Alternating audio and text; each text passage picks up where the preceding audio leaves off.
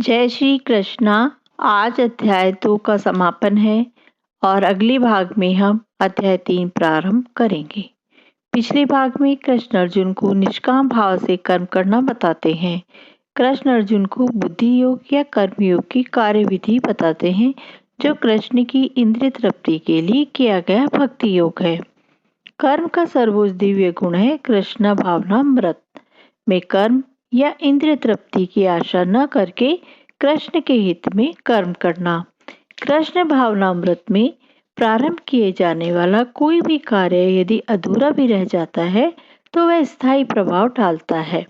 अतः भौतिक कार्य तथा उनके फल शरीर के साथ ही समाप्त हो जाते हैं, लेकिन कृष्ण भावनामृत में किए गए काम से कम इतना तो निश्चित है कि अगले जन्म में सुसंस्कृत ब्राह्मण परिवार में या धनी मानी कुल में मनुष्य का शरीर प्राप्त हो सकता है।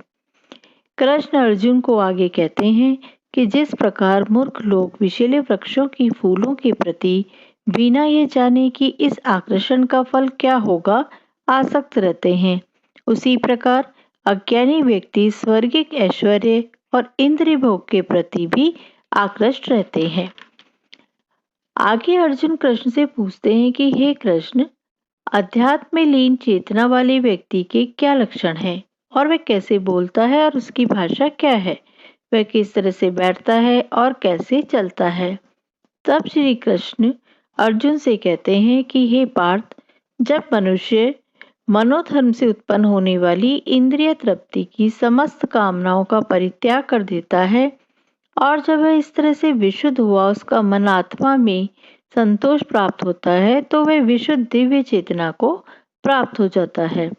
जो मनुष्य भगवत भक्त होता है उसमें महर्षियों के समस्त सद्गुण पाए जाते हैं, जो त्रय तापों के होने पर भी मन में विचलित नहीं होता, जो सुख में प्रसन्न नहीं होते और जो आसक्ति भय तथा क्रोध से मुक्त है, वह स्थिर मन वाले व्यक्ति मुनि कहलाते हैं।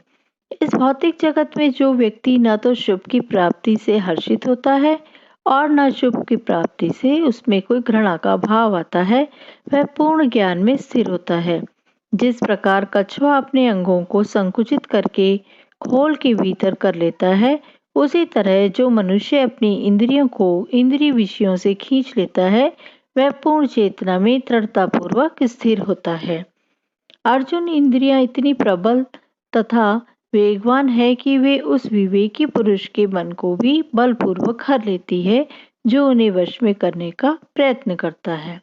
आगे श्री कृष्ण कहते हैं कि जो व्यक्ति इंद्रियों को पूर्णतः वश में रखते हुए इंद्रिय संयम न करता है और अपनी चेतना को मुझ में स्थिर कर देता है, वह मनुष्य स्थिर बुद्धि कहलाता है।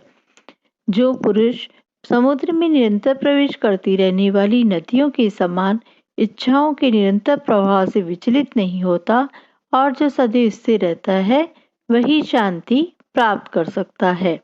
अंतिम श्लोक में कृष्ण अर्जुन से कहते हैं कि यह आध्यात्मिक और ईश्वरीय जीवन का पथ है, जिसे प्राप्त करके मनुष्य मोहित नहीं होता। यदि कोई जीवन के अंतिम समय में भी इस तरह विचलित होता है या स्थिर नहीं हो पाता है, तो वह भगवत धाम में प्रवेश नहीं कर सकता। इस द्वितीय अध्याय में कर्म योग व ज्ञान योग की स्पष्ट व्याख्या हुई है एवं भक्ति योग की भी झांकी दे दी गई है। अगले अध्याय में अर्जुन द्वारा श्री कृष्ण को कर्मयोग के संबंध में प्रश्न पूछे जाने का वर्णन है।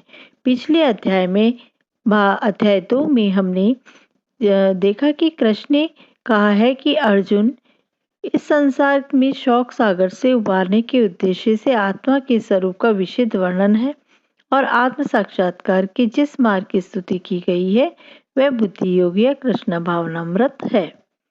अतः अब ये अध्याय यहीं समाप्त होता है। अगले भाग में हम अध्याय 3 के बारे में पढ़ेंगे। जय श्री कृष्णा।